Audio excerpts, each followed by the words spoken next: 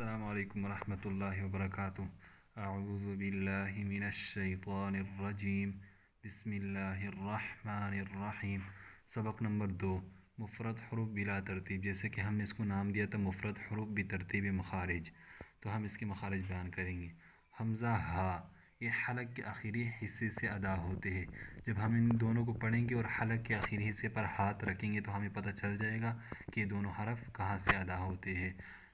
پھر اس کے بعد عین اور حا، حلق کے درمیانی حصے سے ادا ہوتے ہیں، یعنی گردن کے درمیانی حصے سے عین اور حا ادا ہوتے ہیں۔ پھر حلق کے ابتدائی حصے سے ادا ہوتے ہیں غین اور خا۔ جب ہم یہ پڑھیں گے یا اس سے پہلے ساکن حرف لگائیں گے تو ہمیں مخرج کا پتہ چل جائے گا۔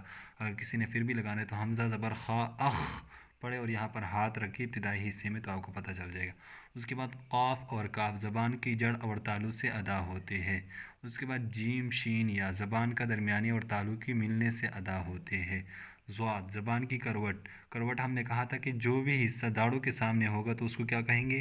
کروٹ، یا اس کو حافہ بھی کہتے ہیں۔ اوپر والے داڑوں کی جڑ سے ادا ہوتا ہے یہ ضاد۔ اس کے بعد لام نون را، زبان کے کنارے اوپر والے دانتوں کے مسوڑوں سے لگے تو یہ لام نون را ادا ہوتے ہیں۔ حمزہ زبر لام ال پڑھے تو آپ کو پتہ چل جائے گا۔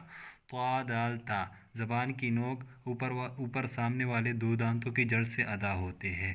ظا ذال اور ثا، زبان کی نوک اور اوپر سامنے والے دو دانتوں کے کنارے سے ادا ہوتے ہیں۔ ظا ذال اور ثا۔ اس کے بعد صاد زا اور سین، زبان کی نوک سامنے اوپر نیچے دو دانتوں کے اندرونی کنارے سے ملے سے ادا ہوتے ہیں۔ صاد زا اور سین۔ اس کے بعد فا با میم واو، یہ چاروں حروف ہونٹوں سے ادا ہوتے ہیں۔ الف منہ کے خالی حصے سے ادا ہوتے ہیں، یعنی جوف دہن سے۔